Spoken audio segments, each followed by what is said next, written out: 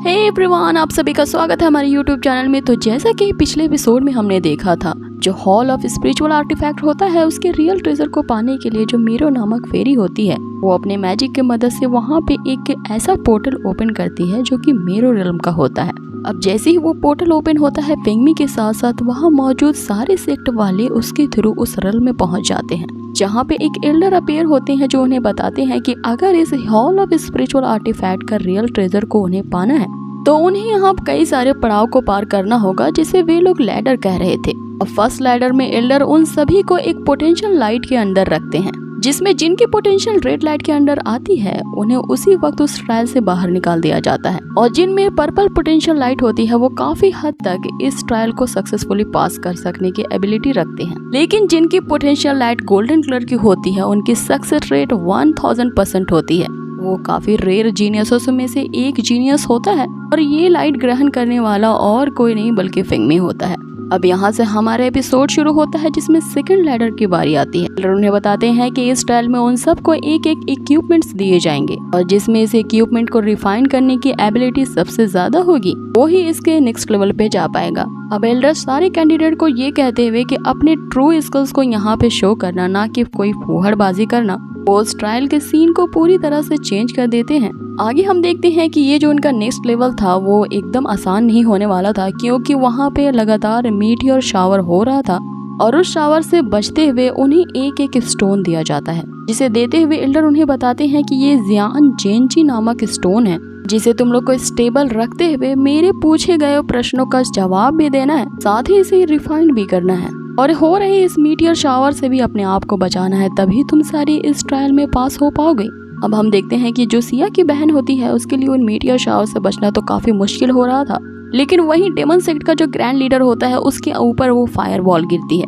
इससे उसका कुछ भी बाल बाका नहीं होता। मीन्स कि इस मीटियर शावर से उसका कुछ फर्क नहीं पड़ रहा था। ये देख के फेंगमी यहाँ सोचता है कि ये बंदा तो काफी ज्यादा पावरफुल है, ये काफी हद तक आगे जा सकता है, इसलिए मुझे इसे अंडर एस्टिमेट नहीं करना चाहिए। आगे उन सब को बारी बारी से एक ही क्वेश्चन पूछते हैं, जिनका उन्हें जवाब देना होता है कि अगर इस जियान जेंगी नामक स्टोन को, जो अभी क्रिस्टल फॉर्म में है, से हमें रिफाइन करके गोल्ड फॉर्म में लाना है तो इसके लिए हमें कितनी मात्रा में इसे रियल फायर देनी होगी। जिसपे एक कैंडिडेट यहाँ हिचकते हुए पहले तो 30% कहता है, फिर 40% कहता है, और लास्टली यहाँ 50% कहता है, जिसपे एल्डर उस पे अटैक करते हुए कहते हैं दूर हटो, ये गलत जवाब है यू इडियट। अब यहाँ अगली बारी आती है सिया की सिस्टर की, जो ये जवाब देती है कि ये दो जो मटेरियल्स है ये दोनों अलग अलग प्रॉपर्टीज रखते हैं, मीन्स की क्रिस्टल और गोल्ड, तो इसी कारण इसे रिफाइन नहीं किया जा सकता। इसका ये बेतुका जवाब सुन के एल्डर इस पे भी अटैक करते हैं और उसे उस ट्रायल से बाहर कर देते हैं। आगे कौन बनेगा ट्रेजर पति, ये गेम कंटिन्यू होता है। अब एल्डर का सवाल दूसरे कैंडिडेट को जाता है,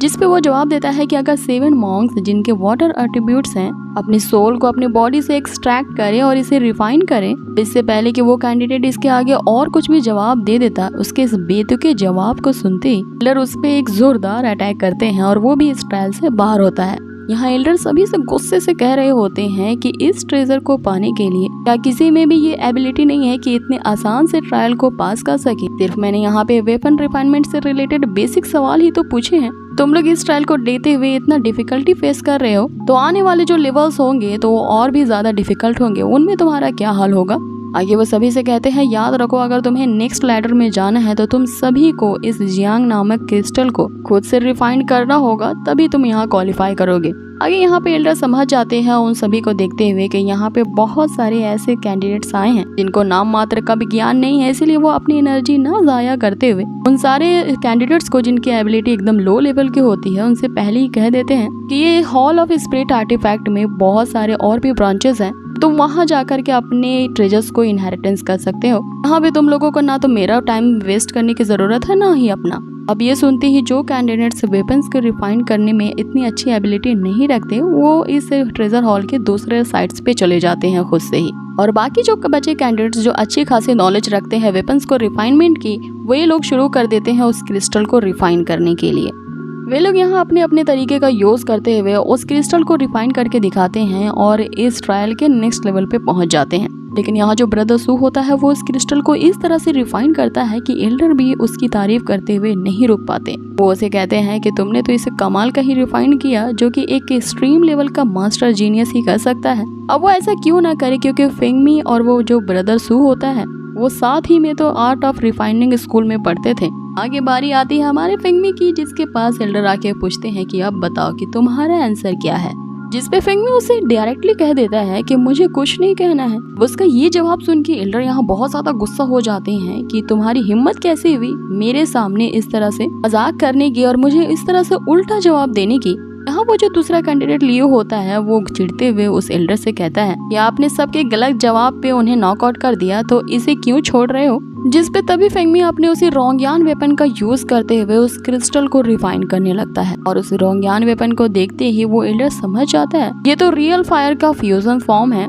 जिस पे फेंगमी उन्हें जवाब देता है कि ये जो रियल फायर है ये लास्ट लॉन्ग नहीं रहने वाली है, ना ही ये इतनी ज्यादा स्ट्रॉन्ग है, लेकिन अगर हम इस फ्यूजन रियल फायर को थोड़ा सा स्टिमुलेट करते हुए यूज करें तो इस क्रिस्टल को आसानी से रिफाइन किया जा सकता है। इसलिए मेरा जवाब था कि इसे रिफाइन करने के लिए हमें बहुत चीजों की जरूरत नहीं पड़ेगी। जिसपे वो एल्डर इस जवाब से काफी खुश होते हैं और यहाँ फेंगमी से कहते हैं कि मैंने ये कभी नहीं सोचा था कि कोई ऐसा भी होगा जो दो रियल फायर्स को आपस में फ्यूज करके इस क्रिस्टल को रिफाइन करने की भी कोशिश करेगा। और तुमने तो मुझे स्पीचलेस कर दिया है, क्योंकि जो हॉल ऑफ स्पिरिचुअल आर्टिफैक्ट है उसके एंशिएंट बुक में भी इस तरह के रिफाइनमेंट टेक्निक की कोई पॉसिबिलिटीज ही नहीं बनती जो तुमने यहाँ अभी भी करके दिखाई है। यहाँ वो एल्डर फेंगमी की इस एबिलिटी को देखते हुए काफी ज्यादा हंसने लगते हैं और खुशी खुशी उससे कहते हैं कि यंग मैन तुम इस टेस्ट में पास होते हो। अब ये सुनते ही जो लियो होता है वो तो धड़ से जमीन में गिर जाता है, ये कहते हुए कि आखिर ये कैसे हो सकता है, कैसे इतनी आसानी से सो भी ये जवाब दे करके कि हम कुछ भी नहीं करना पड़ेगा हमें, ये कैसे पास हो सकता है। आगे जो एल्डर होते हैं वो फेंगमी के जवाब से यहाँ बहुत ज्यादा खुश होते हैं और उसे एक ancient golden Holi flame seat भी देते हैं, क्योंकि उसके रोंगयान वेपन में जो फ्यूजन फायर जल रहा है वो हमेशा के लिए इस चीज की मदद से एंडलेसली जलता ही रहे। साथ ही वो इसकी होली फ्लेम को यूज करते हुए इसके फ्यूजन फायर को कल्टीवेशन के दौरान काफी ज्यादा स्ट्रेंथ दे सकता है। अब हमें दिखाया जाता है कि बहुत सारे इस तरह के लेवल्स पार हो जाते हैं। जो लोग इसमें पास आउट नहीं कर पाते उन्हें तुरंत ही इस ट्रायल से निकाल दिया जाता है। अब सीन शिफ्ट होता है और हमें दिखाया जाता है कि अब सिर्फ 3 ही लोग हैं तो उस हॉल ऑफ स्पिरिचुअल आर्टिफैक्ट के 8th फ्लोर पे पहुंच चुके हैं। इन तीनों में से सबसे पहले उस 8th लेवल पे जाने वाला फेंगमी ही होता है, जिसके लिए यहाँ सिया बहुत खुश हो रही थी। दूसरा वो डेमन सेट का बंदा ब्रदर सू भी होता है और तीसरा जो हमारा वो न्यू कैरेक्टर युनशी होता है वो भी उस 8 लेवल पे पहुंच चुका था। यहाँ एल्डर इन सबको ये बताते हैं कि इस 8 लेयर पे कोई भी ऐसा स्पेसिफिक रूल नहीं है, जो भी तुम तीनों में से जीतेगा वो फाइनल विनर घोषित किया जाएगा। अब ये सुनते हैं कि इसमें कोई रूल नहीं है। जो ब्रदर सू होता है वो अपनी ईवल शॉट को असम्मान करता है और इससे सीधा अटैक करता है फेंगमी पे,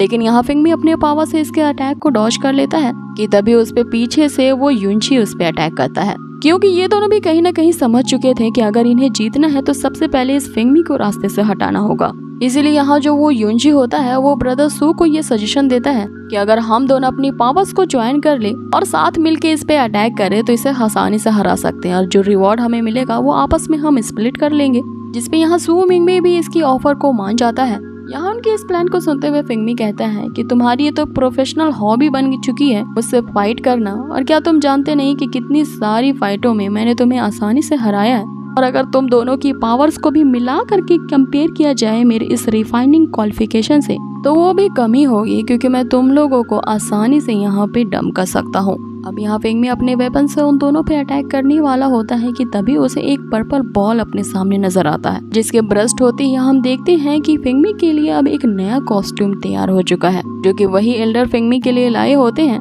इसे वो फेंगमी को देते हुए कहते हैं कि ये जो पर्पल फैंटम शर्ट है ये हेवन और अर्थ की सारी के सारी स्पिरिचुअल एनर्जी को एब्जॉर्ब करने की ताकत रखता है, और अगर तुम इस ट्रायल को इन दोनों से जीत जाते हो तो ये कॉस्ट्यूम तुम्हारा होगा, जो कि तुम्हारी प्रैक्टिस की प्रोग्रेस को एकदम एक्सेलरेट दे देगा। और फेंगमी इस कॉस्ट्यूम को चेक करने के लिए अपने फैन से अटैक करता है। ये देख के एल्डर हंसने लगते हैं और उसे कहते हैं कि इसकी सेकेंड एबिलिटी ये है कि ये तुम्हारी फिजिकल स्ट्रेंथ को और भी ज्यादा इंक्रीज कर देगा। इसलिए तुम्हें इस कॉस्ट्यूम की पावर पे शक नहीं करना चाहिए। यहाँ फेंगमी इस अमेजिंग गिफ्ट के लिए उस एल्डर को थैंक यू कहता है, जिसपे एल्डर उसे एक टिप देते हुए बताते हैं कि ये जो 9th फ्लोर है इस आर्टिफैक्ट हॉल का, वो बाकी सारे फ्लोर से काफी ज्यादा डिफरेंट है, तो तुम्हें वहाँ पे काफी सावधानी से चलना होगा, और अगर तुम जरा से भी वहाँ पे गलती करते हो तो ये तुम्हारी मौत का कारण बन सकता है। अब आगे हम देखते हैं फेंगमी 8 लेवल पे उन दोनों को हराता हुआ नेक्स्ट लेवल पे पहुंच जाता है। अब ये इस हॉल ऑफ स्पिरिचुअल आर्टिफैक्ट का लास्ट लेवल होता है, जो कि काफी डेंजरस और बहुत ही इंपॉर्टेंट होता है। फेंगमी इस फ्लोर पे पहुंच जाता है और इसी के साथ गाइस हमारा ये पार्ट यहीं पे एंड होता है। नेक्स्ट पार्ट में हम देखेंगे कि आखिर फेंगमी उस फ्लोर पे पहुंचते ही कैसे वहाँ पे फाइट करता है। ये तो हमें पता ही है कि वहाँ पे फेंगमी ही जीतेगा, लेकिन उसके जीतने पर वहाँ पे उसे कौन सा ट्रेजर मिलेगा ये देखना तो बहुत ही इंटरटेनिंग होगा। साथ ही जो फेंगमी का कॉस्ट्यूम है वो भी चेंज हो जाएगा, क्योंकि मैं भी अब इस कॉस्ट्यूम को देख देख के बोर हो चुकी हूँ। नेक्स्ट पार्ट में हम फेंगमी को देखेंगे एक न्यू कॉस्ट्यूम के साथ और एक न्यू लुक में। सो ये सब जानने के लिए बने रहिए हमारे इस चैनल के साथ, और अगर आप मेरे इस चैनल पे नए आए हो तो प्लीज सब्सक्राइब इट। और हाँ, अगर वीडियो जरा से भी अच्छी लगी हो तो प्लीज इसे लाइक भी कर दें। Till then stay healthy, take care, bye.